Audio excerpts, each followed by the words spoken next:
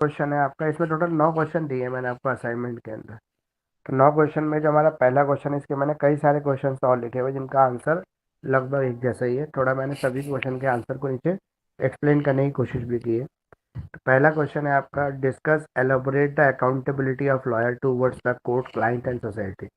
एक जो वकील है उसके अपने क्लाइंट के लिए, कोर्ट के लिए और सोसाइटी के लिए क्या जिम्मेदारी है। Discuss the right available to an advocate. एक एडवोकेट को क्या राइट्स अवेलेबल है। अब राइट्स उसके as an advocate, what qualities a person should have to become able and successful advocate. एक कामयाब वकील बनने के लिए क्या योग्यता होनी चाहिए। State the qualification and procedure for being enrol as an advocate under the advocate act. Advocate act के अंदर अगर आपको एनरोल कराना अपने आप को एज एन एडवोकेट, तो क्या क्वालिफिकेशन चाहिए आपको। रेमेडीज क्या available if enrolment committee refuse to enrol a person. अगर एक इनरोलमेंट कमिटी एक पर्सन के इनरोलमेंट को रिफ्यूज कर देती है तो क्या रेमेडीज हैं आपके पास। What is the procedure for the transfer of the name of advocate from one state roll to another. तो एक स्टेट रोल से अगर दूसरे स्टेट रोल में ट्रांसफर होना हो किसी एडवोकेट को, जब दिल्ली से यूपी ट्रांसफर होना हो, तो क्या प्रोसीजर है इसका। तो सबसे पहले हम क्वालिटीज पढ़ लेते हैं। एक व्यक्ति को एडवोकेट बनने के लिए क्या क्वालिटीज चाहिए। तो qualities a person should have to become able and successful advocate.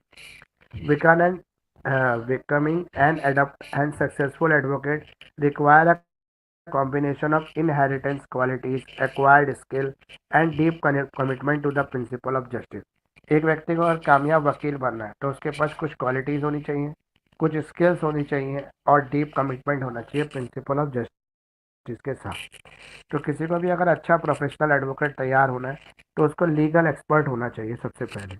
Good communication और नेगोशिएबल स्किल, उसके पास एक अच्छी बोलने की क्षमता होनी चाहिए और नेगोशिएशन करने की स्किल्स होनी चाहिए। अब कोई भी एडवोकेट अगर आप देखेंगे तो एडवोकेट को क्या करना है, कोर्ट में जाके जिरह बहस करनी है। तो जिरह बहस करने के लिए उसको अच्छा कम्युनिकेटर होना जरूरी है, तभी वो इस तरह की जिरह बहस कर सकता है कोर्ट में। दूसरा, डिसीजन मेकिंग स्किल, एक एडवोकेट को तुरंत डिसीजन लेना होता है। जैसे फॉर एग्जांपल सामने वाले एडवोकेट ने किसी चीज़ का कोई इल्ज़ाम अपनी पार्टी पर लगाया, तो उसको तुरंत उसको डिफाइन करना है। तो इसलिए उसके पास लॉजिकल रीजनिंग होनी चाहिए, ठीक है, एकदम से तुरंत जवाब देने की पावर होनी चाहिए। तो यहाँ पर डिसीजन मेकिंग स्किल होना जरूरी है एडवोकेट के पास।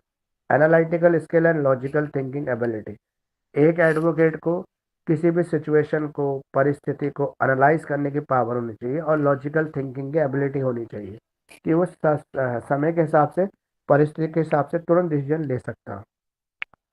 अब है रिसर्च स्किल। जैसे आपको पता है कोई भी केस अगर एडवोकेट के पास आता है तो उसको रिसर्च करनी पड़ती है, ये अहम उसके साथ जुड़ा हुआ उसका काम है, प्रोफेशन के साथ जुड़ा हुआ है। जैसे पुराने केस लॉस चेक करना, एक्ट प्रॉपर एक्ट को सर्च करना, तो रिसर्च वर्क जरूरी है उसके लिए, तो रिसर्च स्किल होनी चाहिए। प्रिजर्वेंस, उसको प्रिजर्वेंस करना चाहिए। प्रिजर्वेंस किसकी, एडवोक उसको जो भी एक्ट है उनको प्रिजर्व करने की कोशिश करनी चाहिए। विटनेस के उसके डॉक्यूमेंट्स को प्रिजर्व करना चाहिए उसको, ठीक है। इसके अलावा कोई भी कन्फ्रेंस करानी है उसको कोर्ट के अंदर, किसी भी विटनेस को ले जाना है, तो उसको उसकी सिक्योरिटी सेफ्टी का भी ध्यान रखना चाहिए। अब है क्रिएटिविटी इन प्रॉब्लम सॉल्विंग। कोई भी प्रॉब्लम होगी एडवोकेट के सामने, किसी भी तरह की कोई परिस्थिति आएगी, प्रॉब्लम आएगी, तो उसको क्रिएटिव थिंकिंग यूज करनी चाहिए अपनी। राइटिंग और ड्राफ्टिंग स्किल, ये सबसे इम्पोर्टेंट है, क्योंकि कोर्ट के अंदर जो आपने लिख दिया वही चलता है, बोलने से नहीं चलता, मतलब वक्तम नहीं चलता है, लिखतम चलता है। तो इसलिए ड्राफ्टिंग स्किल होना जरूरी है एडवोकेट के अंदर। लिसनिंग स्किल, आपको लिसन करना जरूरी है। ये नहीं है कि आप अपना बोले जा रहे हैं, सामने वाला क्या बोल गया आपको पता ही नहीं लगा, आप तो अपने बोलने में ही लगे रहे। तो इसलिए लिसनिंग स्किल, जैसे क्लाइंट की सुनना, जज की सुनना, अपोजिशन लॉयर की सुनना, पब्लिक प्रोसिक्यूटर की सुनना, तो लिसनिंग स्किल होना जरूरी है, नेसेसरी है। अटेंशन टू डिटेल, किसी भी डिटेल के साथ उसको, मतलब उसके इतनी शार्प आइज होनी चाहिए कि कोई भी उसके सामने कोई रिटर्न डॉक्यूमेंट आता है तो क्लियरली उसके अंदर से वो मटेरियल निकाल सके जिसकी उसको जरूरत है, जो उसके केस से रिलेटेड है, जो उससे क्लाइंट से रिलेटेड है, इस तरह की चीज़ें वो बिल्कुल वहाँ से बारीकी से निकाल ले। कॉम्प्रिहेंशन स्किल, कॉम्प्रिहेंशन स्किल का मतलब होता है कि जैसे कहानियाँ बनाते हैं, आपको पता है कि कोई भी जब केस फाइल तैयार की जाती है उसमें कहानियाँ लिखी जाती है, इंसिडेंट कैसे हुआ, कब हुआ, कहाँ हुआ, किसने किसको मारा, क्यों मारा, कैसे मारा, इसने ये मारा, वो, इस तरह से कॉम्प्रिहेंशन स्किल्स होना जरूरी है। कॉम्प्रिहेंशन ही बनाई जाती है केस के अंदर। कंपनसेशन, सॉरी कंपैशन, कंपैशन मतलब इमोशनल बैलेंस। एडवोकेट को किसी के साथ कोई इमोशनली अटैच थोड़ा ना होना है, उसका कोई फैमिली मैटर या कोई फैमिली सेटलमेंट थोड़ी ना हो रहा है, या फैमिली रिलेशन थोड़ा ना बिल्ड कर रहा है। तो क्लाइंट के साथ क्लाइंट जैसा बिहेवियर होना चाहिए, कोई इमोशनल अटैचमेंट नहीं होना चाहिए। अब different types of duties of an advocate. तो एडवोकेट के ड्यूटीज क्या क्या है? Duty to uphold the dignity and decorum of the court. उसकी ड्यूटी क्या है? डिग्निटी और डेकोरम मेंटेन करे कोर्ट के अंदर। डिग्निटी मतलब मजिस्ट्रेट का जैसा मान होना चाहिए कोर्ट के अंदर। कोर्ट का जो सिस्टम है, ये नहीं है कि बार बार वो जाके मजिस्ट्रेट को अप्रोच करता रहे जबकि उसका नंबर अभी आया नहीं है। तब तो नंबर का पेशेंसली वेट करे, जब उसका मैटर कॉल हो तब जाके प्रॉपर तरीके से फुल एडिकेट्स के साथ अपनी बात को प्रेजेंट करे। ये डेकोरम ऑफ द कोर्ट हो गया। Duty to assist the court in administration of the justice. उसकी एक और ड्यूटी है कि वो कोर्ट की मदद करे। किसे मदद करे? Administration of justice. कोर्ट की प्रक्रिया जिस तरह की बनाई गई है उसी तरह की प्रक्रिया को चलाने में वो हेल्प करे, मदद करे। ऐसा ना हो कि बीच बीच में जज को या जो क्लर्क है या जो टाइपिस्ट है, जो रिकॉर्डर है, उसको डिस्टर्ब करता रहे, बीच बीच में क्वेश्चनिंग करता रहे, बिना बात के परेशान करता रहे। तो ये सब चीज़ें नहीं होनी चाहिए। Duty to confidentiality. एक और जिम्मेदारी एडवोकेट की है कि वो अपने क्लाइंट की हर इंफॉर्मेशन को कॉन्फिडेंशियल रखे। ये ना हो कि आज उसका क्लाइंट है तो उसने इन्फॉर्मेशन सारी उससे ले ली, और जब क्लाइंट ने उसकी फीस नहीं दी या कोई और डिस्प्यूट हुआ तो उसने क्लाइंट को छोड़ दिया और उसकी बातें लीक कर दी दूसरी पार्टी को। तो कॉन्फिडेंशियली मेंटेन करना ये लॉयर की जिम्मेदारी है, ड्यूटी है उसकी। चाहे क्लाइंट उसके पास रहे या ना रहे, लेकिन वो उसकी बातें अपने पास ही रखेगा, पब्लिक नहीं करेगा। Duty to candid with the court. Candid with the court का मतलब होता है कि कोर्ट जो भी ऑर्डर देती है, जैसे फॉर एग्जांपल कोर्ट में झूठे गवाह खड़े ना करना, ठीक है, मिसलीडिंग इंफॉर्मेशन नहीं देना, कोई झूठे डॉक्यूमेंट प्रेजेंट नहीं करना, कोई गलत आर्ग्यूमेंट नहीं करना। जैसे बहुत से वकील करते हैं अपने क्लाइंट को बचाने के लिए, कोई झूठा मूठा सबूत बनवा लाते हैं, खुद ही डॉक्यूमेंट तैयार करवा लाते हैं। तो वो सब नहीं होना चाहिए। ये ड्यूटी है एडवोकेट कि वो न्याय की जो है निष्पक्षता उसको बनाए रखे। Duty to respect the orders of the court. उसकी एक और ड्यूटी है कि कोर्ट कोई भी ऑर्डर दे तो उस ऑर्डर को वो रिस्पेक्टफुली जो है ओबे करे। फॉर एग्जांपल कोर्ट ने बोला कि चुप हो जाए, लेकिन आप बोले ही जा रहे हैं, तो कोर्ट की आपको ये जरूरी है कि कोर्ट का रिस्पेक्ट करें आप। Duty to punctual and prepared. आपको पंचुअलिटी को फॉलो जरूर करना है। फॉर एग्जांपल अगर आपका कोर्ट जो है वो 10 बजे शुरू होता है, तो आप वहाँ पे पहले ही पहुँच जाए, अपनी बारी का इंतजार करें, पंचुअलिटी को फॉलो करें। ये ना हो कि कोर्ट ने 4 बार आवाज़ लगाई और आप वहाँ मौजूद ही नहीं है। ये बात अलग है कि आपको किसी और कोर्ट में केस लगा हुआ है, तो आपने अपने क्लाइंट को या किसी और अपने जूनियर एडवोकेट को, ठीक है, या आपने प्रॉक्सी काउंसिल को वहाँ भेज रखा है और बोल दिया मजिस्ट्रेट को कि सर अभी वकील साहब दूसरी कोर्ट में बिजी हैं या दूसरे कोर्ट में बिजी आ जाएंगे 1 घंटे आधे घंटे में, तो ये एक अलग तरीके का एक्सक्यूज़ है। लेकिन ये ना हो कि आप जानबूझ के घर से ही नहीं निकले हैं, उधर कोर्ट जो है चिल्ला रही है कहाँ है वकील साहब, और आपका क्लाइंट भी परेशान हो रहा है। Duty to fair and honest advocate. आपकी एक और ड्यूटी है कि आप झूठे केसेस को ना लड़ें, फेयर और ऑनेस्टी के साथ ही केसेस को लड़ें। मतलब ऐसे केसेस को लें जिसमें आपको विश्वास हो कि क्लाइंट निर्दोष है, बेगुनाह है। Duty to refrain from criticisms of the court. कभी आपको कोर्ट की या कोर्ट कॉम्प्लेक्स की या बार काउंसिल की या मजिस्ट्रेट की कोई क्रिटिसिज्म नहीं करना चाहिए, कोई बुराई नहीं करनी चाहिए।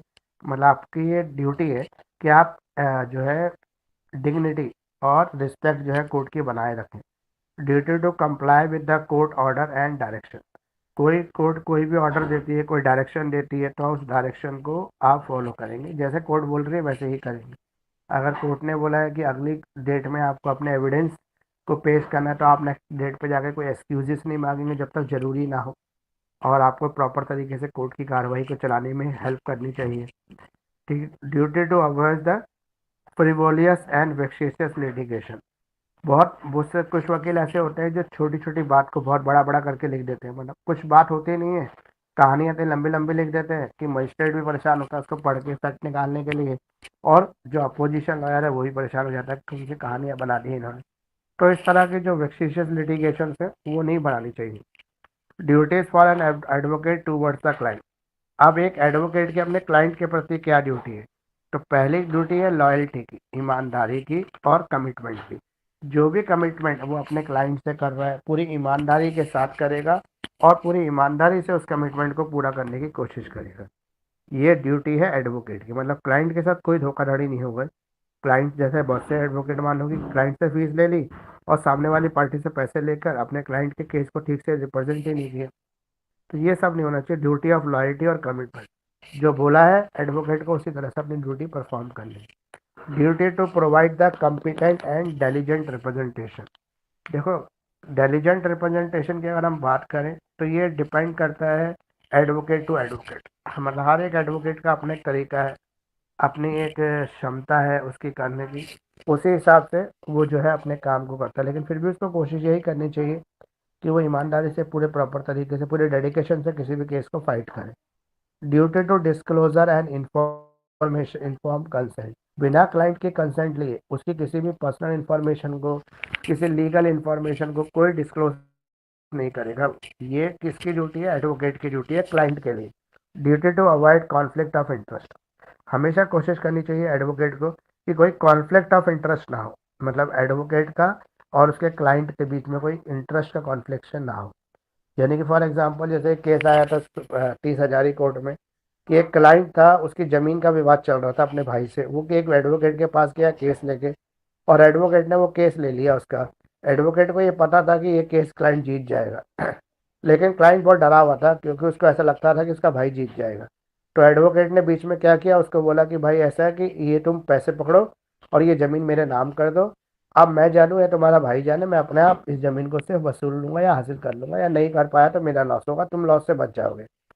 तो उसने उसको ज़मीन का सौदा कर दिया क्लाइंट ने एडवोकेट को। एडवोकेट ने अपनी वाइफ के नाम पेपर करवा लिए और बाद में वो केस चला और 2 साल बाद वो एडवोकेट उस केस को जीत गया। क्यों? क्योंकि उसको पता था कि डॉक्यूमेंट स्ट्रांग है और वो जीतेगा। अब यहाँ पे जो वो पार्टी थी उसको ऐसा लगा कि एडवोकेट ने उसके साथ धोखा कर दिया। वो उसके खिलाफ पिटीशन लेके बार काउंसिल में शिकायत कर दी कि भाई इन्होंने इसको धोखा दिया एडवोकेट ने। तो एडवोकेट ने कहा मैंने तो प्रॉपर पैसे दे के चीज़ खरीदी है।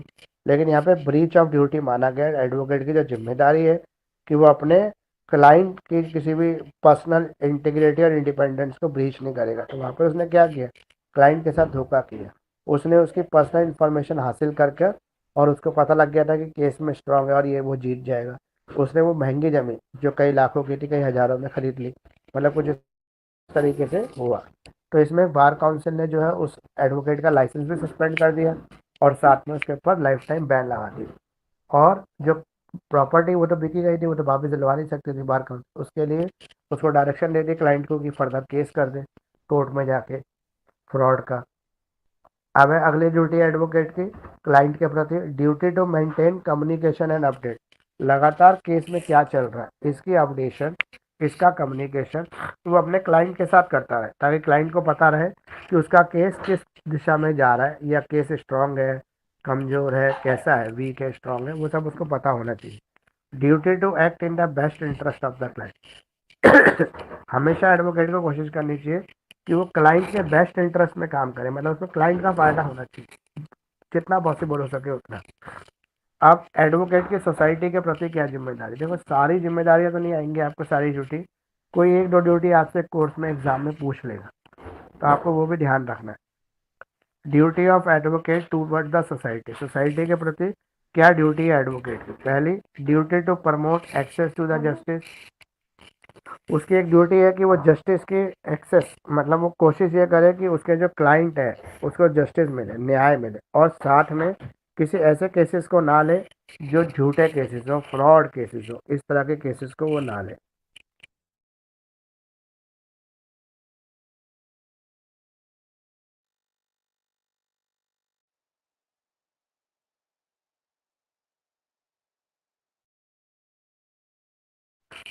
तो उसकी ये ड्यूटी है कि अपने क्लाइंट के विश्वास को बनाए रखे और कोई भी ऐसे केसेस को ना ले जो झूठे केसेस हो।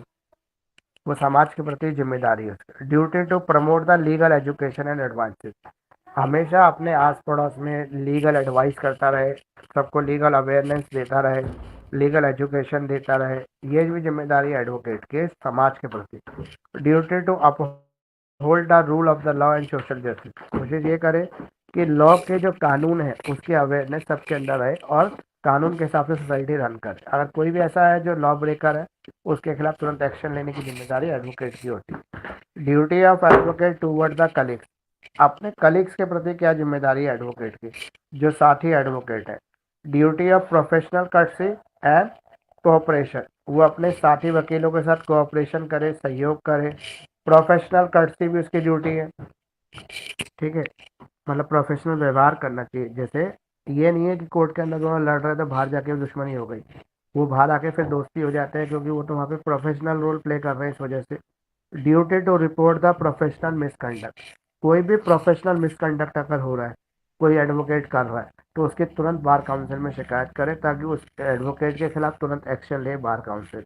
Duty to mentor and guide the junior advocate, junior advocates को ट्रेन करना, उनका मेंटर बन के रोल प्ले करना, ताकि उनको सही तरीके से तैयार हो सके। जैसे आप इंटर्नशिप के लिए किसी सीनियर एडवोकेट के पास जाएंगे तो उसकी ड्यूटी है कि आपको ठीक से ट्रेन करे। Duty of an advocate toward the bar council, तो बार काउंसिल के लिए क्या ड्यूटी है? पहला, duty to comply with the code of ethics, जो भी एथिक्स एडवोकेट्स के लिए जो रूल्स बनाए हैं बार काउंसिल ने, उन सभी रूल्स को वो प्रॉपरली फॉलो करे। ड्यूटी टू पे ड्यूज एंड फीस, कोई भी फीस या कोई भी ड्यूज जो किसी एडवोकेट के ऊपर बार काउंसिल के द्वारा इम्पोज किए गए, उन फीस को, उन ड्यूटीज को वो जो है वो एक्सेप्ट करे। Duty to participate in bar council activity, एक एडवोकेट की ड्यूटी है कि बार काउंसिल कोई भी एक्टिविटी है, जैसे कोर्ट में नॉर्मल एक्टिविटी क्या होती है? New year celebration, Diwali celebration, ठीक है, ईद की पार्टी, ये जो मेन होते हैं उसके फंक्शंस, ये होते होते हैं कोर्ट में, और सभी एडवोकेट को इसमें पार्टिसिपेट करना चाहिए। ठीक है, कोई भी रूल्स, कोई भी रेगुलेशन जो बार काउंसिल बनाता है उसको अवॉइड करना, मतलब उसको फॉलो करने की जिम्मेदारी एडवोकेट की है। Duty to report of misconduct, कोई भी एडवोकेट मिसकंडक्ट करता है तो उसकी शिकायत वो बार काउंसिल में कर सकता है। अब एक एडवोकेट की ड्यूटी अपोजिट पार्टी और अपोजिट काउंसिल के प्रति क्या है? जो विपक्षी पार्टी है उसकी, या जो विपक्षी उसका वकील है, उसके प्रति उसकी क्या जिम्मेदारी है किसी भी एडवोकेट की? तो इसकी ड्यूटी है, पहली, duty of fairness and respect toward the opposite party. Opposite party अगर कुछ भी सच कह रही है, फेयर कह रही है, तो उसको एक्सेप्ट करना चाहिए। ऐसा ना हो कि वो अपने पार्टी, अपने क्लाइंट की सपोर्ट लेने के लिए सच को भी झूठ बनाने की कोशिश करे।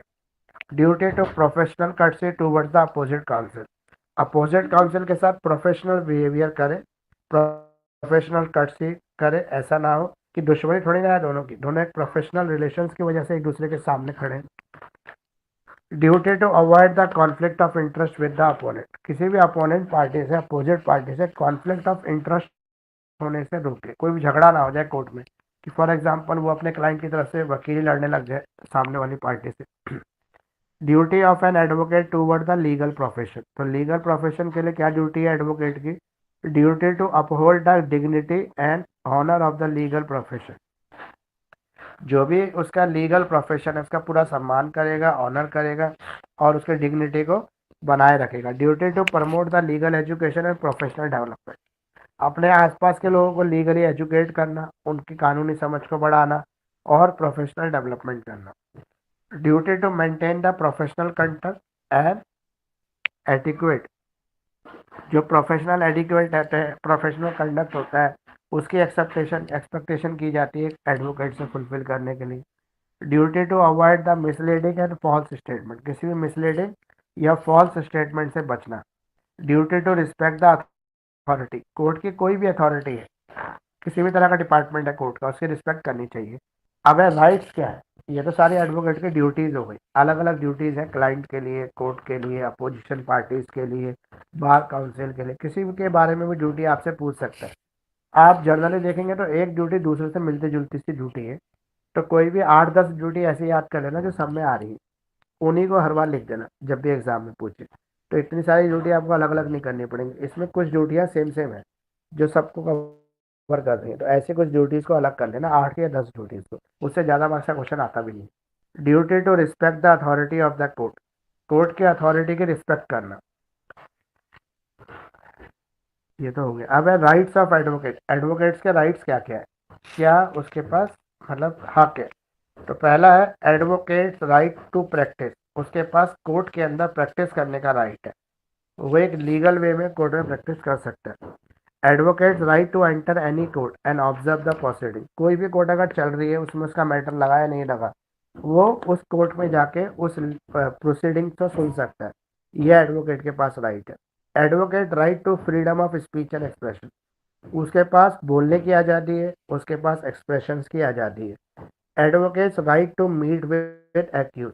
एडवोकेट के पास एक और राइट है कि वो अपने क्लाइंट से मिल सकता है। फॉर एग्जाम्पल अगर क्लाइंट जेल में बंद है और सीरियस ऑफेंस में बंद है, तो एडवोकेट एक ऐसा व्यक्ति है जो उससे जाके जेल में भी मिल सकता है बिना किसी प्रीवियर परमिशन के। परमिशन हो या ना हो, वकील को कोई रोक नहीं सकता है अपने क्लाइंट से मिलने से। Advocate right to take the fee. उसको पैसे लेने का अधिकार है, अपनी फीस लेने का अधिकार है। Advocate right against arrest. Advocate को अरेस्ट नहीं कर सकते। एडवोकेट को अरेस्ट करने से पहले मजिस्ट्रेट की परमिशन चाहिए, तभी उसको अरेस्ट कर सकते हैं। मतलब कोई जुडिशियल ऑफिसर ही उसको अरेस्ट कर सकता है, पुलिस अधिकारी एडवोकेट को अरेस्ट नहीं कर सकता है। किसी भी सिविल प्रोसीडिंग में, अगर क्रिमिनल प्रोसीडिंग की बात करें तो उसमें अरेस्टिंग हो जाएगी अगर प्रूफ हो। जैसे मर्डर के केस में बहुत सॉलिड प्रूफ है पुलिस के पास, तो पुलिस अरेस्ट कर सकती है एडवोकेट, वरना एडवोकेट को अरेस्ट करना इतना आसान नहीं है। उसके लिए प्रीवियर परमिशन मजिस्ट्रेट की लगती है, तभी उसको अरेस्ट कर सकते हैं। Advocate right to secure the privacy of communication. Advocate का एक और राइट है कि वो प्राइवेसी ऑफ कम्युनिकेशन को सिक्योर कर सकता है। उसकी क्लाइंट से क्या बात हो रही है, उसकी मतलब जो प्रोफेशनल जो उसके कलीग्स हैं उनसे जो भी बात हो रही है उसको वो प्राइवेट रख सकता है, उसकी ये अधिकार है। Duties of advocate against the court. Court के अगेंस्ट क्या क्या ड्यूटी है, मतलब उसके राइट्स क्या है कोर्ट के अगेंस्ट, कि वो ड्यूटी है एडवोकेट की कि वो रिफ्यूज़ कर सकता है किसी भी परफॉर्मेंस को, किसी भी इलीगल वर्क को जो उसका क्लाइंट उसको करने के लिए बोले। अगर कोई क्लाइंट उसको कुछ इलीगल काम करने के लिए बोलता है तो उसको रिफ्यूज़ कर सकता है। इसके अलावा not to act in a way that break the rules and regulations of the court. कोई भी ऐसा काम है जिससे कोर्ट के रूल्स और रेगुलेशन ब्रेक हो सकते हैं, तो वो उसको करने से मना कर सकता है। ये कोर्ट के प्रति उसके राइट्स है। अपेयर, कोर्ट के अंदर अपेयर हो सकता है वेल ड्रेस मैनर में, मतलब वकील केवल वकील के ड्रेस में ही कोर्ट में आए, ये उसको कोशिश करनी चाहिए। वैसे वो बिना ड्रेस के भी अपेयर हो सकता है, लेकिन जब वो अपने क्लाइंट को रिप्रेजेंट कर रहा हो तो प्रॉपर यूनिफॉर्म में होना जरूरी है। इसके अलावा एडवोकेट रिफ्यूज कर सकता है किसको, fight a case where the जज is any kind in relation.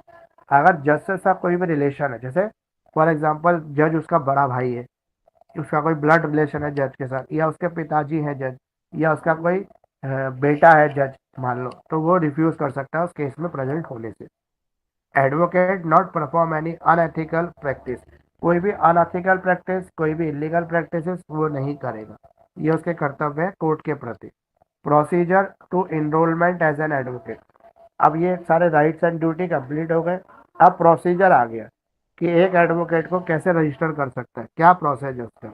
तो सेक्शन 2(1) जो है हमारा एडवोकेट एक्ट 1961, वो कहता है अगर किसी भी एडवोकेट को इनरोल करना है कोर्ट के अंदर तो कुछ बेसिक सर्टेन क्वालिफिकेशन उसके पास होनी चाहिए। जैसे पहला, वो इंडियन सिटीजन हो, इंडियन सिटीजन ही इंडियन कोर्ट में रजिस्टर कर सकता है। दूसरा, उसकी एज कम से कम 21 ईयर हो। तीसरा, उसके पास डिग्री होनी चाहिए किसी रिकॉग्नाइज यूनिवर्सिटी से, लॉ की डिग्री हो और वो university bar council of India से रजिस्टर्ड हो। चौथा, उसके पास वो सारी कंडीशन पूरी करने की पावर हो, क्षमता हो जो एक एडवोकेट के लिए रिक्वायर्ड है। एक एडवोकेट का नाम जिससे आ सकता है स्टेट रोल में। अब है enrolment procedure to enrol as an advocate. अब इनरोलमेंट प्रोसीजर क्या है, कोई भी व्यक्ति, कोई भी बच्चा या कोई भी स्टूडेंट जो लॉ की डिग्री कंप्लीट कर लेता है, वो अपने सबसे नियरेस्ट बार काउंसिल के ऑफिस में जाएगा, वहाँ से एक फॉर्म लेगा, उस फॉर्म को इनरोलमेंट फॉर्म कहते हैं, इनरोलमेंट एज एन एडवोकेट। वो उस फॉर्म को भरेगा और उसकी जो फीस है इनरोलमेंट की वो 1,000 रुपये है। 1,000 रुपये की फीस देके वो फॉर्म ले लेगा दिल्ली बार काउंसिल के ऑफिस से, और उसके साथ डॉक्यूमेंट लगाएगा। अब डॉक्यूमेंट में क्या क्या लगाएगा, अपनी एलएलबी की डिग्री या बीएलएलबी की डिग्री, उसके बाद सभी सेमेस्टर की मार्कशीट। दूसरा, जो उसकी डिग्री है वो किसी रिकॉग्नाइज यूनिवर्सिटी से होनी चाहिए, तभी वो माना जाएगा। अगर वो एलएलबी है, मानो बीएलएलबी वाला बच्चा है वो तो खाली लॉ की डिग्री लगाएगा, लेकिन जो एलएलबी वाला बच्चा है वो ग्रेजुएशन की डिग्री भी लगाएगा, क्योंकि ग्रेजुएशन के बाद उसने एलएलबी की है, इसलिए ग्रेजुएशन की डिग्री प्लस ग्रेजुएशन की जो मार्कशीट्स हैं वो सारी लगा देगा। उसके बाद जितनी भी फोटो कॉपी लगा रहा है ये सारी सेल्फ अटेस्टेड होनी चाहिए। इसके बाद 12वीं की मार्कशीट लगाएगा वो, 12वीं की मार्कशीट और 12वीं का सर्टिफिकेट, फिर 10वीं की मार्कशीट और 10वीं का सर्टिफिकेट। फिर इसके बाद डॉक्यूमेंट ऑफ प्रूफ देगा रेजिडेंस का, जैसे आधार कार्ड, वोटर कार्ड या ड्राइविंग लाइसेंस, या पैन कार्ड, ये सारे आपके एड्रेस प्रूफ हो गए ना, जो भी एड्रेस जिस पे आपका लिखा हुआ है उसको देगा। उसके बाद फिर वो डिक्लेरेशन करेगा कि जो भी उसकी अटेंडेंस रही थी कॉलेज के अंदर वो 66% रही थी। जब भी उसने 3 साल या 5 साल का कोर्स किया तो मिनिमम 66% उसकी अटेंडेंस थी, या डिक्लेरेशन फॉर्म पे वो साइन करेगा। उसके बाद फिर उसकी यूनिवर्सिटी उसको एक करेक्टर सर्टिफिकेट देगी, यूनिवर्सिटी या कॉलेज को एक करेक्टर सर्टिफिकेट देगी। वो ओरिजिनल करेक्टर सर्टिफिकेट वो लगा देगा यहाँ पे। अगर उसका गैप रह गया है, मान लो कि उसने 2020 में डिग्री की और 23 में रजिस्ट्रेशन करा रहा है, तो जो गैप ईयर रह गया उसके लिए एक एफिडेविट बना के उसको देना पड़ेगा कि गैप क्यों रह गया, क्या रीज़न था गैप होने का। फिर वो ये भी एक सर्टिफिकेट लगाएगा कि वो किसी एक एडवोकेट के पास इंटर्नशिप कर रहा है पिछले 6 महीने से, एटलीस्ट कम से कम 6 महीने से। उसका एफिडेविट 10 रुपए के नॉन जुडिशियल स्टैम्प पेपर पे दिया जाएगा और एक एडवोकेट उसको साइन करके देगा, मतलब जिसके पास वो प्रैक्टिस कर रहा है, इंटर्नशिप कर रहा है, ठीक है। इसके अलावा उसकी फ़ोटो खींचेगी पासपोर्ट साइज। उस फोटो में उसने ब्लैक कोट पहना हो, वाइट शर्ट पहनी हो और ब्लैक टाई लगाई हो, ये उसकी एक फ़ोटो होगी जो उस फाइल पे लगेगी, ठीक है। इसके अलावा जो उसका कोई भी, मतलब फॉर एग्जांपल कि वो किसी लॉ फर्म में काम कर रहा है या लॉ फर्म के साथ रजिस्टर्ड है, तो उस लॉ फर्म की तरफ से एक सर्टिफिकेट भी उसको लगाना पड़ेगा। अगर ऐसा कोई भी लॉ फर्म में नहीं है तो गुड मॉरल करेक्टर का व्यक्ति है तो उसका रजिस्ट्रेशन हो जाएगा, लेकिन उसको ऐसे एडवोकेट का प्रैक्टिस करनी पड़ेगी जिसका कम से कम रजिस्ट्रेशन बार काउंसिल में 10 साल पुराना हो, वही उसको ट्रेन कर सकता है। सबमिशन ऑफ डॉक्यूमेंट, सारे डॉक्यूमेंट एक फाइल बना के वो सबमिट कर देगा बार काउंसिल ऑफ के ऑफिस में, और वहाँ से उसको एक चालान दे दिया जाएगा। उस चालान को वहाँ पे जो बैंक है उसी बार काउंसिल का जो बैंक है उसमें वो जाके जमा कर दे। जैसे IDBI बैंक है इसका, फिर भी और भी अगर कोई स्टेट में कोई और बैंक है तो वहाँ पर वो अपने फीस के चालान को जमा कर देगा। ये जमा करते ही उसको एक प्रोविजनल रजिस्ट्रेशन एडमिट का और सॉरी ID कार्ड मिल जाएगा, प्रोविजनल रजिस्ट्रेशन हो जाएगा उसका। और ये आइडेंटिटी कार्ड जो है उसका, और उसका जो एडवोकेट वेलफेयर फंड होगा वो शुरू हो जाएगा उस दिन से। जब वो ऑल इंडिया बार काउंसिल का एग्ज़ाम दे देगा, बार काउंसिल ऑफ इंडिया का एग्ज़ाम दे देगा और पास हो जाएगा, तो फिर उसका सर्टिफिकेट वो लगा देगा, तो उसका प्रोविजनल रजिस्ट्रेशन जो है वो रजिस्ट्रेशन में चेंज हो जाएगा, मतलब पक्का रजिस्ट्रेशन हो जाएगा उसका। ये पूरा प्रोसेस है एक एडवोकेट को इनरोल करने का।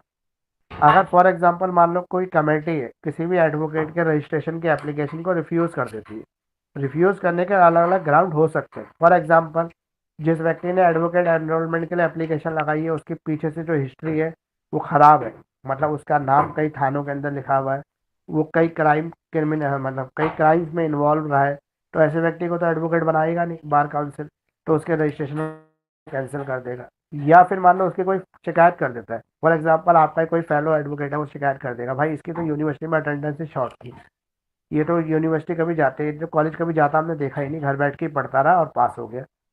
तो उसने क्या किया, आपकी शिकायत लगा दी, उसको पता था कि ये रजिस्ट्रेशन करा रहा है, इसकी शिकायत लगा दो। शिकायत लगा देगा तो रुक जाएगा आपको, या कोई और एलिगेशन आपके ऊपर लग जाए जो मिसकंडक्ट के हो, कि भाई ये तो यूनिवर्सिटी ने एक बार इसको बैड करेक्टर का सर्टिफिकेट दिया था, ऐसा कोई और भी चीज़ हो, तो ऐसी किसी भी मिसकंडक्ट में अगर कोई ब्लेम होता है तो उसका रजिस्ट्रेशन कैंसिल कर देता है, रोक देता है जो बार काउंसिल है। फिर उसके पास क्या ऑप्शन है एडवोकेट के पास, मान लो उसके दोस्त ने झूठी शिकायत की थी, उसकी अटेंडेंस पूरी है कॉलेज में, लेकिन उसका दोस्त से चढ़ता है, वो चाहता नहीं है एडवोकेट रजिस्टर्ड हो जाए, इसलिए उसकी शिकायत कर दी।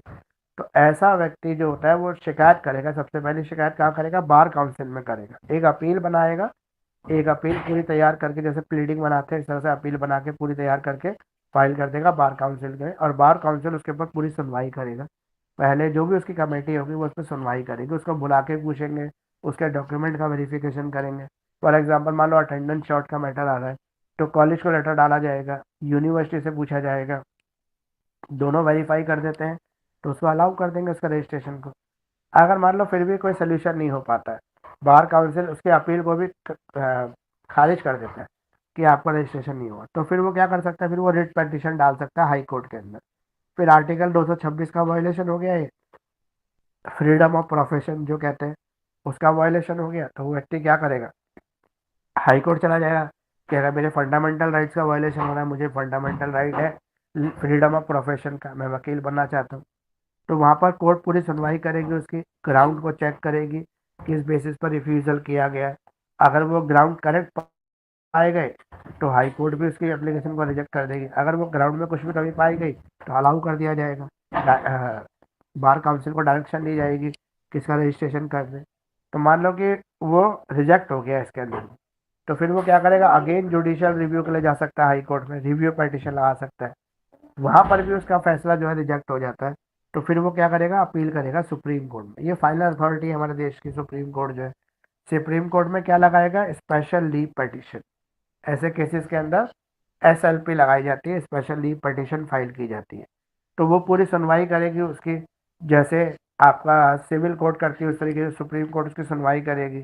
ठीक है, पूरी चीज़ों को चेक करेगी। अगर सुप्रीम कोर्ट को लगता है कि गलत है तो उसको क्या करेगी, अलाउ कर देगी। लगता है नहीं सही है तो उसको फिर खारिज कर दिया जाएगा मैटर को। अगर फिर खारिज हो जाता है तो फिर वो एक बार और सुप्रीम कोर्ट में रिव्यू पिटिशन लगा सकता है।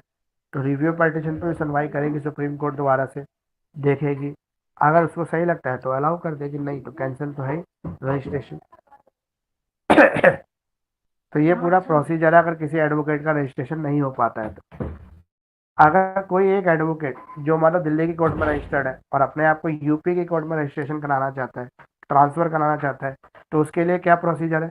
सबसे पहले ये चेक करना पड़ेगा कि जो यूपी स्टेट बार काउंसिल है वो क्या क्वालिफिकेशन मांग रहा है एक एज एन एडवोकेट, और वो सारी क्वालिफिकेशन अगर पूरी करता है और वहाँ पे ट्रांसफ़र अलाउ है तो वो अप्लाई कर सकता है।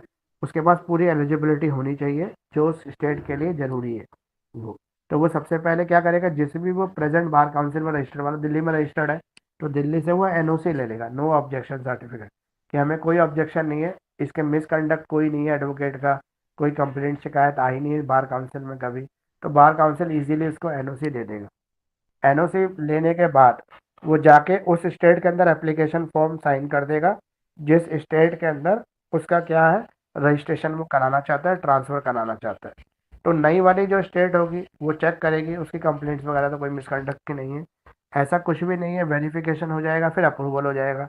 अप्रूवल हो जाएगा तो उसका नाम ट्रांसफ़र हो जाएगा, दिल्ली से यूपी चला जाएगा। अब इसके अंदर क्या क्या चीज़ें आपको देखनी पड़ेंगी कि ये एक टाइम फ्रेम वेरिफिकेशन होती है, मतलब टाइम लिमिट है इसके अंदर, उसी टाइम में हो सकता है। बार काउंसिल ऑफ इंडिया का अप्रूवल चाहिए, फीस चाहिए, ऑब्लिगेशन कोई होना नहीं चाहिए।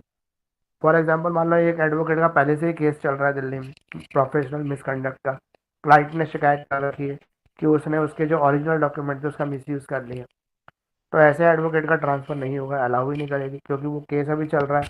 वो केस जब तक फैसला नहीं होगा, अगर वो दोषी पाया गया तो होगा ही नहीं, अगर वो निर्दोष पाया गया तो हो जाएगा, लेकिन एटलीस्ट फैसला तो होने दे। तो ये पहला क्वेश्चन कंप्लीट हुआ आपका। अब दूसरा क्वेश्चन क्या है आपका, discuss the law relating to the procedure for punishment of an advocate in the case of professional misconduct. कोई भी एडवोकेट अगर प्रोफेशनल मिसकंडक्ट में पाया जाता है तो उसके अगेंस्ट क्या एक्शन लिया जा सकता है। अगला है, describe the various basis upon which the name of advocate can be remove from one one roll of advocate. एक एडवोकेट का नाम कब काटा जाता है, बार काउंसिल का रजिस्ट्रेशन को कैंसिल कब किया जाता है। कोई डिसिप्लिनरी कमेटी बनाई जाती है बार काउंसिल के थ्रू, तो उस डिसिप्लिनरी कमेटी में क्या एक्शन लिया जाएगा ये आपको बताना है। और what is construction of disciplinary committee, disciplinary committee की कंस्ट्रक्शन कैसे की जाती है, मतलब बार काउंसिल कैसे ये कमेटी बनाता है और ये कमेटी क्या क्या पनिशमेंट दे सकती है। तो पहले हम वेरियस कमेटीज जो बार काउंसिल के अंदर अलग अलग कमेटी बनती है उसको देख लेते हैं। अलग अलग कमेटी अलग अलग फंक्शंस के लिए बनाई जाती है जिनके अलग अलग ऑब्जेक्ट हो सकते हैं। तो बार काउंसिल ऑफ इंडिया के अंदर पहली कमेटी होती है executive committee. Executive committee implement करती है एडमिनिस्ट्रेशन पॉलिसीज़ को, ये पॉलिसी फॉर्मेशन करती है, जैसे कोई कोर्ट की डेवलपमेंट, कोर्ट कॉम्प्लेक्स की डेवलपमेंट, चैम्बर्स के डेवलपमेंट, इस तरह के डेवलपमेंट के प्रोग्राम होते हैं, ये एग्जीक्यूटिव कमेटी के पास होते हैं। एडमिनिस्ट्रेशन से जुड़े हुए डिसीजंस को ये लेती है। Legal education committee, legal education committee जो होती है वो अप्रूवल देती है लॉ कॉलेजेस को, जो लॉ कॉलेज होते हैं जिसमें बार काउंसिल ऑफ इंडिया का अप्रूवल लगता है। जो भी करिकुलम डेवलपमेंट होते हैं, क्वालिटी कंट्रोल होते हैं, वो सब यही चेक करती है, इन्हीं की जिम्मेदारी है। डिसिप्लिनरी कमेटी की बात करें तो ये एडवोकेट के जो डिसिप्लिन से जुड़ी हुई शिकायतें आती हैं उनको हैंडल करती है। जो भी डिसिप्लिन की शिकायतें आ रही है एडवोकेट की, इन्वेस्टिगेशन, कंडक्ट हियरिंग और imposition of penalty. Enrolment committee, enrolment committee का काम होता है नए एडवोकेट को एनरोल करना, ये एनरोलमेंट कमेटी का काम है। फाइनेंस कमेटी, फाइनेंस कमेटी हर जो कोर्ट होती है, जैसे आपका Saket court, Patiala house court, Karkardooma court, Dwarka court, Rohini court, इन सब कोर्ट को फाइनेंस देती है उनके वेल बीइंग के लिए, उनको चलाने के लिए जो जरूरी है उसके लिए। रूल्स ऑफ कमेटी, कमेटी के जो है रूल्स भी बनाती है। रूल्स किससे रिलेटेड हो सकते हैं? प्रोफेशनल कंडक्ट ऑफ एडवोकेट, ठीक है, purpose of amendment of existing rule, या कोई लीगल फ्रेम या लीगल प्रोफेशन से जुड़े हुए। अब स्टेट बार काउंसिल की बात करें तो जैसे दिल्ली का स्टेट बार काउंसिल है जिसमें दिल्ली की सारी कोर्ट्स आती है, तो ये एनरोलमेंट करता है। सबसे पहला काम तो इसका एनरोलमेंट का है, ये एनरोलमेंट का काम करता है। दूसरा काम क्या है? ये डिसिप्लिनरी कमेटी है, जो भी एडवोकेट प्रोफेशनल मिसकंडक्ट करता है उसके अगेंस्ट एक्शन ले सकते हैं। तीसरा, ये वेलफेयर कमेटी भी बनाते हैं। चौथा, legal aid committee, legal aid committee भी बनाई जाती है इनके थ्रू, जो ऐसे जो गरीब लोग हैं जो वकील हायर नहीं कर सकते, उनकी मदद के लिए ये फ्री वकील प्रोवाइड कराते हैं और वकीलों को ये पैसा देते हैं। जैसे Delhi legal service authority, DLSA, इसी काम को करती है। अब है liberty committee, sorry library committee. Library committee क्या काम करती है? लाइब्रेरीज की मैनेजमेंट करती है। हर कोर्ट कॉम्प्लेक्स में एक लाइब्रेरी होती है जहाँ पे एडवोकेट जो है नई चीज़ों पर रिसर्च कर सकते हैं, नई बुक्स, नए अमेंडमेंट के बारे में पढ़ सकते हैं, एग्जिस्टिंग लॉ से जुड़ी हुई सारी बुक्स जो होती है उनको देख सकते हैं। इलेक्शन कमेटी, जो बार काउंसिल के जो इलेक्शंस होते हैं उनको मैनेज करने का काम इलेक्शन कमेटी करती है। अब ये सारी कमेटी आपको एग्जाम में नहीं पूछेगा, लेकिन इसमें से कोई भी कमेटी आपको 5 मार्क्स में जो पहला क्वेश्चन होगा सेक्शन ए का उसमें पूछ सकता है। अगर हम प्रोसीजर की बात करें, punishment of an advocate to case of the professional misconduct, तो यहाँ पे इनिशिएटिंग डिसिप्लिनरी प्रोसीडिंग। सबसे पहले डिसिप्लिनरी प्रोसीडिंग क्या होगी? कंप्लेंट और इन्फॉर्मेशन, कंप्लेंट लेने की या इन्फॉर्मेशन देने की बात होगी। वो सारी काम जिम्मेदारी किसकी है? बार काउंसिल की है। रेफरल बाय द कोर्ट, अगर किसी भी केस को, जैसे फॉर एग्जांपल किसी वकील ने कोर्ट की अवमानना कर दी, मतलब जज की शान में, जज के रिस्पेक्ट में कुछ मिसकंडक्ट कर दिए, तो वो रेफर कर देंगे बार काउंसिल के पास वो केस एडवोकेट का। फिर उसको केस को कौन सुनेगा? बार काउंसिल सुनेगा, उसके मिसकंडक्ट के खिलाफ एक्शन लिया जाएगा। अब है सो मोटो एक्शन। सो मोटो एक्शन का मतलब ये है कि कोई भी ऐसी कंप्लेंट, कोई भी ऐसी इंफॉर्मेशन अगर बार काउंसिल को मिल जाती है तो उसके लिए वो एक्शन ले सकते हैं। डिसिप्लिनरी कमेटी की बात करें तो ये डिसिप्लिन के ऊपर काम करती है, जैसे कंपोजिशन, इंक्वायरी, इन्वेस्टिगेशन, ये सब काम इसका होता है। शो कॉज नोटिस, जिस भी एडवोकेट के खिलाफ कोई भी कंप्लेंट आई है तो सबसे पहले उसको 100 कॉज नोटिस इश्यू करके पूछा जाता है कि भाई ये जो आपकी कंप्लेंट है इसमें आप क्या अपना रिप्लाई फाइल करना चाहते हैं, आप इसका क्या जस्टिफिकेशन देना चाहते हैं, तो इसमें एडवोकेट की तरफ से रिस्पॉन्स दिया जाता है इस नोटिस का। इंक्वायरी एंड एविडेंस, अगर हम इंक्वायरी की बात करें, एविडेंस की बात करें, तो एडवोकेट को मौका दिया जाता है उसके खिलाफ जो भी इल्ज़ाम है, मिसकंडक्ट के जो भी एलिगेशन हैं, उसमें हेयरिंग होती है, डिसिप्लिनरी कमेटी उस पूरे मैटर को सुनती है, क्रॉस एग्जामिनेशन करती है, जो क्लाइंट कंप्लेंट कर रहा है या कोई और व्यक्ति जो वकील कंप्लेंट कर रहा है उसको और वकील को सामने बैठा के पूछा जाता है, ठीक है। एविडेंस को देखा जाता है, चेक किया जाता है, फिर गिल्टी फाइंड किया जाता है, मतलब कौन गिल्टी है इस केस के अंदर वो देखा जाता है, डिसीजन लिया जाता है और पेनल्टी इम्पोज की जाती है। फॉर एग्जांपल अगर एडवोकेट गिल्टी पाया गया, उसने मिसकंडक्ट किया अपने प्रोफेशन से जुड़ा हुआ, तो उसके ऊपर कुछ पेनल्टीज लगा देते हैं, जैसे 1 महीने के लिए सस्पेंशन, 1 साल के लिए सस्पेंशन, होल लाइफ के लिए उसका लाइसेंस सस्पेंड, या उसको मतलब एक पर्टिकुलर महीने के लिए उस कोर्ट के कॉम्प्लेक्स में एंटर करने की परमिशन नहीं होगी, इस तरीके से। अब अगर कोई भी शिकायत हुई एडवोकेट की और एडवोकेट को सजा हो गई, तो एडवोकेट अपनी अपील लेके जा सकता है अपीलेट अथॉरिटी के पास। वो कह सकता है कि भाई डिसिप्लिनरी कमेटी ने जो एक्शन लिया वो करेक्ट नहीं है, और किस सेंस में करेक्ट नहीं है, इस तरह से करेक्ट नहीं है। रिव्यू पेटिशन, वो रिव्यू पेटिशन फाइल कर सकता है, ठीक है। रिव्यू पेटिशन भी फाइल कहाँ पे करेगा? बार काउंसिल या डिसिप्लिनरी कमेटी के पास ही फाइल करेगा। ग्राउंड्स फॉर रिव्यू, वो इसमें ये बताएगा कि वो इस चैलेंज को क्यों गलत कह रहा है, किस बेसिस पर उसने इसके अंदर रिव्यू पेटिशन लगाई है। अल्टरनेटिव डिस्प्यूट रेजोल्यूशन, अगर कोई मीडिएशन, मान लो कोर्ट ने एक मीडिएटर को बैठा दिया कि क्लाइंट और वकील का समझौता करा दिया जाए, क्योंकि कमेटी को ऐसा लग रहा था कि शायद इस डिस्प्यूट के अंदर पर्सनल मतलब रिवेंज ज़्यादा है और प्रोफेशनल मिसकंडक्ट कम है, तो वो एक मीडिएटर को बैठा देते हैं, मीडिएशन कमेटी के अंदर रेफर कर देते हैं। अब है लिमिटेशन पीरियड, तो इसका एक पर्टिकुलर लिमिट होता है जिसके अंदर उस प्रिस्क्राइब पीरियड के अंदर ही कंप्लेंट सुनी जाती है और उसके ऊपर एक्शन लिया जाता है। पब्लिकेशंस ऑफ नेम, नेम को पब्लिश करना, जैसे पब्लिक रिकॉर्ड। तो इस तरह के जो डिसिप्लिनरी कमेटी की प्रोसीड होती है उसके अंदर मेंशन किया जाता है पब्लिक रिकॉर्ड, और उसको पब्लिक रिकॉर्ड में पब्लिश भी किया जाता है। मतलब जिस भी एडवोकेट के खिलाफ ऐसा होगा तो बार काउंसिल उसको मतलब पब्लिश कर सकती है उस इंफॉर्मेशन को। प्रोटेक्ट फ्रॉम द सिविल और क्रिमिनल लाइबिलिटी, किसी भी जो एडवोकेट है उसकी सिविल और क्रिमिनल लाइबिलिटी की प्रोटेक्शन करने का काम डिसिप्लिनरी कमेटी का होता है, और उसको ये लगता है कि ये जो एडवोकेट है वो ठीक है और इसने कोई प्रोफेशनल मिसकंडक्ट नहीं की है। बार काउंसिल ऑफ इंडिया की जो पावर है वो क्या है, रिव्यू करना स्टेट बार काउंसिल के डिसीजन को। अगर स्टेट बार काउंसिल ने किसी भी एडवोकेट के खिलाफ प्रोफेशनल मिसकंडक्ट का केस रजिस्टर्ड कर दिया तो वो हायर कोर्ट में जाके मतलब बार काउंसिल के पास जाके उसकी कंप्लेंट कर सकता है बार काउंसिल ऑफ इंडिया के पास।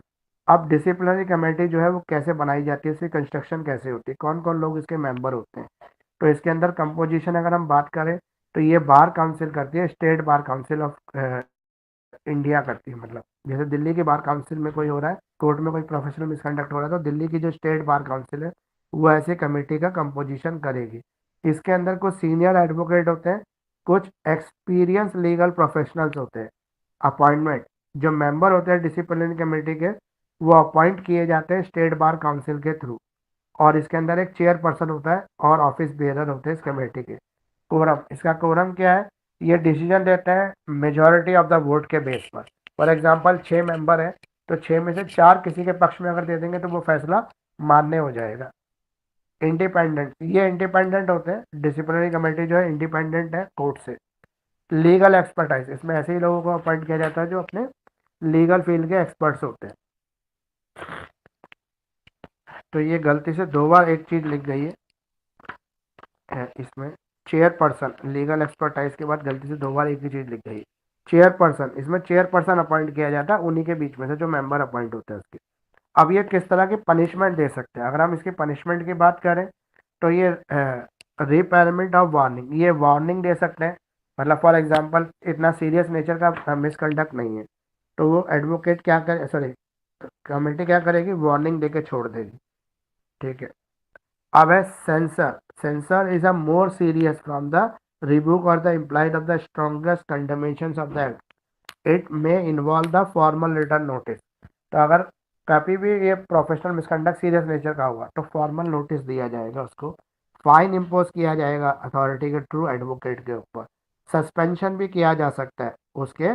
किसका सस्पेंशन किया जाता है, उस एडवोकेट के लाइसेंस को सस्पेंड कर सकते हैं। रिमूवल फ्रॉम द रोल, उसका नाम जो है स्टेट लिस्ट में से रिमूव भी किया जा सकता है अगर बहुत सीरियस एलिगेशन उसके ऊपर हो मिसकंडक्ट के। कंपलसरी ट्रेनिंग एंड एजुकेशन, कई बार एडवोकेट को कुछ ट्रेनिंग कैंप, कुछ रिहेबिलेशन कैंप या किसी और तरह की जो है कैंप अटेंड करने के लिए भी ऑर्डर दिया जा सकता है। With holding certificate of practice, और उसके जो सर्टिफिकेट ऑफ प्रैक्टिस है, जैसे जैसे मान लो उसको 4 साल हो गए प्रैक्टिस करते करते, तो उसके एक्सपीरियंस सर्टिफिकेट को होल्ड कर दिया जाता है। रिकवरी ऑफ कॉस्ट, उससे कॉस्ट की रिकवरी की जा सकती है। फॉर एग्जाम्पल उसकी वजह से किसी को कोई नुकसान हुआ तो उसकी भरपाई वो एडवोकेट करेगा, कोई और तरह की पेनल्टी भी उसके ऊपर लगाई जा सकती है। अब जो प्रोसीजर है इस कमेटी का, वो प्रोसीजर क्या है, सबसे पहले ये कंप्लेंट रिसीव करता है, फिर उस कंप्लेंट के ऊपर स्क्रूटनी की कराई जाती है, यानी कि उस कंप्लेंटर को बुला के उससे एविडेंस लिए जाते हैं, फिर वकील को शो कॉज नोटिस दिया जाता है, फिर एडवोकेट अपना रिस्पॉन्स सबमिट करता है रिटर्न फॉर्म में, अपना रिस्पॉन्स देता है, फिर इंक्वायरी प्रोसीडिंग शुरू हो जाती है, फिर दोनों साइड के एविडेंस और विटनेसेस को बुलाया जाता है। वही सेम प्रोसेस है जो कोर्ट में किसी भी केस के लिए चलता है। फिर क्रॉस एग्जामिनेशन कराया जाता है दोनों पार्टियों को, फिर कमेटी का डिसीजन आता है इसके ऊपर, और अगर वो एडवोकेट के पक्ष में होता है तो ठीक है, खत्म हो गया केस। अगर नहीं होता तो फिर पेनल्टी लगाई जाती है, उसके एडवोकेट के ऊपर फाइन लगा सकते हैं, सस्पेंड कर सकते हैं उसके लाइसेंस को। इसके पास राइट टू अपील होता है, ये उसके अगेंस्ट अपील दे सकता है डिसिप्लिनरी कमेटी के अंदर ही। फिर पब्लिकेशन, इस ऑर्डर को पब्लिश किया जाता है कोर्ट में, मतलब जिस पर्टिकुलर कोर्ट से उसका रजिस्ट्रेशन है उस कोर्ट कॉम्प्लेक्स में इस ऑर्डर को पब्लिश करने की जिम्मेदारी स्टेट बार काउंसिल की है। अब जो प्रोसीजर है बार काउंसिल ऑफ इंडिया का वो क्या है, जो भी केसेस स्टेट बार काउंसिल के उसके ऊपर रेफर होते हैं, यानी कि अपील एडवोकेट ने जो है बार काउंसिल के अपील से सेटिस्फाइड नहीं है स्टेट के फैसले से, तो वो अपील लगा देगा, कहाँ पे लगाएगा, बार काउंसिल ऑफ इंडिया में। तो बार काउंसिल क्या करेगी, बार काउंसिल ये करेगी कि उसके खिलाफ शो कॉज नोटिस इशू कर देगी। ठीक है, एडवोकेट को बुलाएगी, पूछेगी, इंक्वायरी प्रोसीडिंग शुरू होगी, सेम वही प्रोसेस फिर दोबारा से आ जाएगा। फिर बार काउंसिल से रिपोर्ट मांगी जाएगी कि उसके डिसिप्लिनरी कमेटी ने क्या एक्शन लिया था, क्यों लिया, क्या रीजन थे उसके पीछे। फिर राइट टू अपील दिया जाएगा एडवोकेट को, या फिर रिव्यू पिटिशन, वो दोबारा से बार काउंसिल के पास रिव्यू पिटिशन भी लगा सकता है और वो भी अपने ऑर्डर को पब्लिश कर सकती है।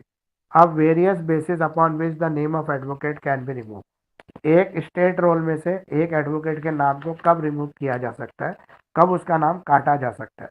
तो जब वो एडवोकेट प्रोफेशनल मिसकंडक्ट में इन्वॉल्व हो, कोई क्रिमिनल कन्वेंशन उसके खिलाफ हो जाए, कोई मर्डर केस वगैरह ऐसा कुछ चल जाए एडवोकेट के, non compliance non compliance with enrolment condition, अगर वो इनरोलमेंट मान लो बाद में जाके पता लगे कि उस एडवोकेट की डिग्री फर्जी थी, तो ऐसे एडवोकेट का नाम भी हटाया जा सकता है।